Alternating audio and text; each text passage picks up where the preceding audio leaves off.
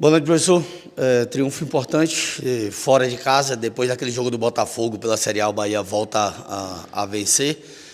Eu queria que até antes de falar do jogo, o senhor falasse desse momento de primeiro turno, onde o Bahia está a um ponto de ter a melhor campanha em pontos corridos nesse primeiro turno, que foi em 2019, quando fez 31. Como é que dá para falar desse trabalho, desse primeiro turno do brasileiro? Boa noite. Primeiro que nós não estamos correndo atrás do primeiro turno de 19, nós estamos correndo atrás dos objetivos de 2024. Então, assim, independente dessa comparação, o que importa é a pontuação que a gente consiga contra os nossos adversários nesse ano, né?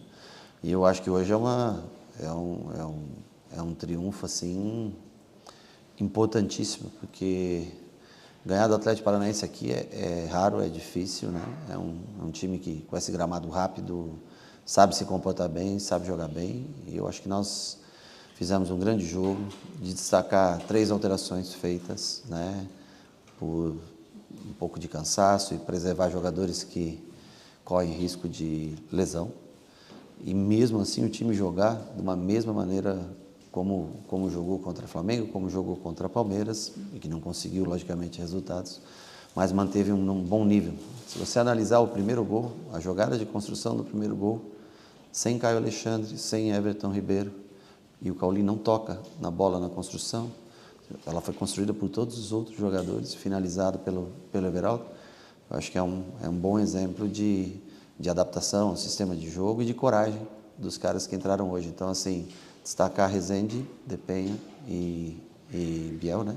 Que hoje entraram como titular, fizeram um bom jogo, mantiveram o nível do time e, assim, riscos que a gente tem que correr em determinados jogos, ao menos nessa sequência de jogos de 3 em 3 dias. Rogério, boa noite, parabéns pelo triunfo. Depois de sofrer o primeiro gol do Atlético Paranaense, você faz 3 substituições. Contra o Cuiabá você não vai ter o Everaldo. Sim. Já era um indicativo do que está por vir no sábado ou apenas situação de jogo daquele momento? Não, acho que era o que o jogo pedia para o momento, não foi nem analisado isso. Eu queria deixar o Everaldo, depois que tomou o cartão amarelo, o máximo de tempo possível. Tassiano acusava um pouco de cansaço, mas eu achei que aquele momento era o momento da troca, de botar um pouco de velocidade, né, com o Ademir. Na verdade, o Tassiano iria entrar no lugar do Jean Lucas, né? E só que aí depois eu preferi fazer a troca, ele mais aberto para recomposição pelo lado, aí boto o Ademir lá do outro lado e o Everton daí entra para fazer a do Depene. Eu mantenho o Jean Lucas mais um pouco no campo, né? Aí depois que ele pede para sair, a gente faz a troca com o Caio Alexandre, fazendo uma função que não é exatamente a dele, mas ele, como tem boa técnica, se vira muito bem nessa função também. Mas eu, assim, fico feliz pela maneira como o time se comportou.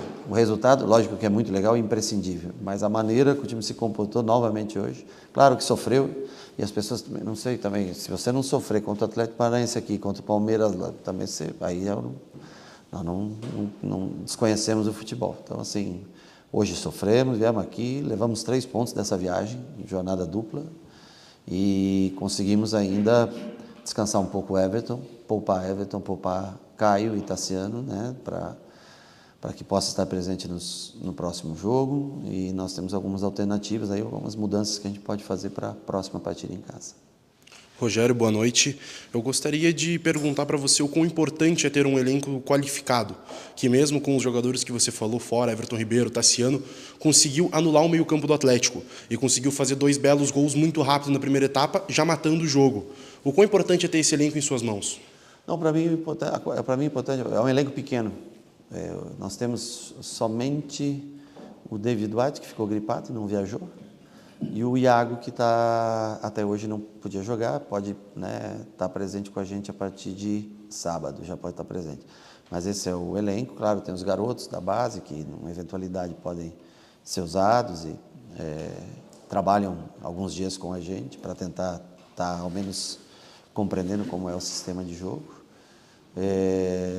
Mas eu dou muito valor aos caras que entraram hoje. Não é fácil, porque as pessoas daí acabam achando que só existe aqueles 10 que começam jogando sempre, que os outros daí não têm. Rezende fez uma baita partida com o primeiro volante, que é a origem dele, mas girou bolas impressionantes no meio de 2 jogadores do Atlético. E eu acho que assim, o começo de jogo foi fundamental. Aqueles primeiros 20 minutos, nós jogamos muito bem os primeiros 20 minutos.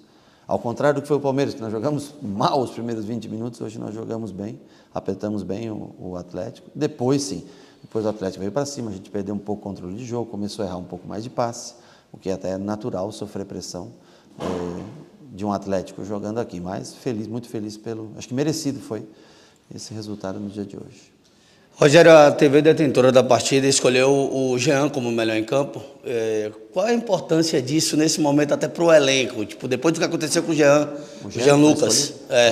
Depois do que aconteceu com o Jean lá em São Paulo, de perder um gol de cara, de ter o lance do primeiro gol, e hoje ele voltar a jogar bem, como é que fica para você, para o Jean e para o grupo isso? Não, eu fico feliz, eu acho que poderiam vários ter sido escolhidos hoje como melhor jogador em campo. O Jean, na média, é um dos grandes jogadores. O erro que ele cometeu, não a finalização, tá? A finalização é um erro, perder um gol, todo mundo perde gol. O erro principal, para mim, foi o do gol do Palmeiras, né? Mas é um cara que tá louco. Se todo mundo tivesse a capacidade física que esse rapaz tem, tivesse mais 2 ou 3 jogadores capacitados fisicamente como ele, nossa, faria um diferencial muito grande. Então, assim, ele vem já de umas 22, né, Charles? Seguidas, né? Não lembro exato, mas umas 22 seguidas já jogando. Eu pensei até hoje em poupá-lo e começar com o Tassiano, mas o Tassiano estava tão cansado quanto ele. Então, assim, as opções... O Everton estava cansado também. Então, nós arriscamos um pouco com o Jean, ele foi até onde conseguiu. E aí eu vejo como ele... Na maioria dos jogos, eu acho que ele concorre ao melhor em campo pela média do que ele entrega sempre para a gente. Fico feliz por ele. Super. Rogério, no jogo, você vem falando sobre elenco curto, sobre um time muito curto, e até o jogo passado a gente contava com o Estupiñán. Ontem o Bahia anunciou oficialmente a saída dele, devolvido de volta ao Hull. Queria saber qual foi a avaliação para a não continuidade do Estupiñán com o grupo nesse momento. Não tem avaliação, é uma questão financeira. Eu adoro o Estupiñán, é um ótimo menino, um cara que se entregou todos os dias. Eu sempre falei que não foi um pedido meu, uma decisão do clube, e ele foi utilizado em quase todos os jogos, decidiu jogos para nós. Era um cara com um coração imenso por mim. Ele era útil hoje para mim. Mas aí é uma questão de avaliação do grupo. O grupo já gastou bastante dinheiro e é uma decisão que tem que ser feita, tomada decisão hoje. Ou você paga, ou você abre mão para tentar no futuro. Então, assim, não é uma decisão nossa aqui. Eu acho que nem do Cadu, não é o Cadu que quer liberar o jogador. Gente, você precisa de dinheiro para pagar o clube e para um contrato longo, e o clube analisa dessa maneira. Nós gostaríamos que ele continuasse emprestado aqui até dezembro, para que a gente pudesse usufruir. É uma perda grande para a gente. Você vê a saída do Everaldo agora, né? A suspensão do Everaldo, o Estupiñán jogaria, ou começaria, ou entraria com certeza. No jogo de hoje ele também entraria. Mas aí não é uma decisão nós queremos ou não, é uma decisão única e exclusivamente financeira. Por nós, pela direção, todos gostariam que ele ficasse até dezembro.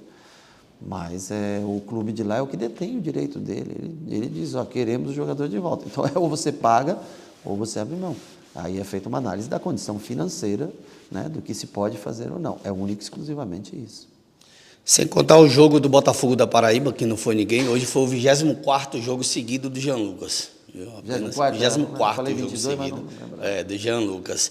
E assim, Rogério, você já tinha falado de elenco enxuto, a janela abriu. Agora o torcedor começa com aquela coisa de quem chega, como é que vai ser a movimentação e também de possíveis saídas, né? Se vai ter aí possível saída desse elenco. E um exemplo, você perdeu o Estupiñán hoje e alguns imaginavam que você poderia utilizar o Ratão nesse jogo e ele não foi utilizado. Não só o Ratão, mas pode haver mais saídas dessa equipe, de nomes que vêm começando a ser falados no mercado? Eu acho que o Ratão era a substituição. Se nós precisássemos de mais um jogador de frente, na minha opinião, nós precisávamos naquele 3-1 compor a linha de 4, e o Cicinho defende muito bem essa linha de 4.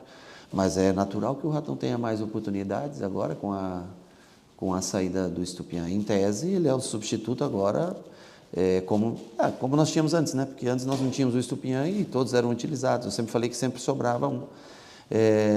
O Ratão vai jogar ou vai entrar no próximo jogo, com certeza. Cabe a ele se preparar bem, treinar. Eu sei como é. O atleta às vezes desanima um pouco, fica 3, 4 jogos fora sem entrar. Eu entendo completamente isso. Mas uma coisa eu também entendo, que um profissional ele se prepara bem, independente de ter a oportunidade ou não. Agora, quando surge, o cara tem que estar pronto, se você não está. Então, assim, o Ratão vai ser utilizado, provavelmente estará, se não iniciando, entrando no próximo jogo. E nós todos aqui gostamos muito do Ratão. Mas eu falo, nós temos 6 atacantes, tínhamos 6 atacantes. Você consegue até 5 usar no mesmo jogo. Agora, 6 é mais difícil para a gente. O Estupiñán entrou bem contra Cruzeiro. Estupiñán, Ademir e Biel decidiram o jogo. Aí você vai fazer o quê? No próximo jogo você também põe. Os caras também decidiram o jogo. Não tem como você, às vezes, fazer, né, as alterações. E hoje, o Ratão não entra porque eu achei que na última substituição poderia ter sido ele. Mas na última substituição a gente precisava repor melhor, defender melhor essa última linha de 4, que eram muitas inversões. Então, Tassiano começou a tomar conta do Maddson nas inversões e Cicinho nas inversões para o outro lado começou. O Cicinho tem um jogo aéreo um pouco superior ao do Gilberto, apesar de ser um jogador mais baixo. Defensivamente, o Cicinho é um cara que entrega bastante. Então, nós optamos pela entrada do Cicinho, mas nada, pelo amor de Deus, nada contra o Ratão. Está aí, está treinando. Eu espero que ele esteja bem para quando aparecer a oportunidade, assim como foi contra o Criciúma, que ele fez um bom jogo, foi? Sim. Criciúma, depois do jogo seguinte, ele também teve a oportunidade. E assim é o futebol. Tem outros que também não têm jogado tanto e paciência, faz parte. Não dá para colocar todos, apesar de ser um grupo enxuto, a gente não consegue utilizar todos. Rogério, a partir da próxima partida, você já pode contar com o Iago Borducci.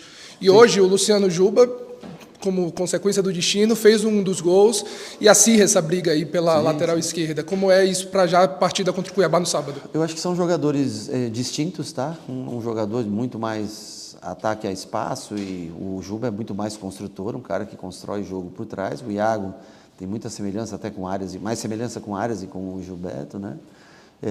E eu acho ótimo, porque eu posso também contar com...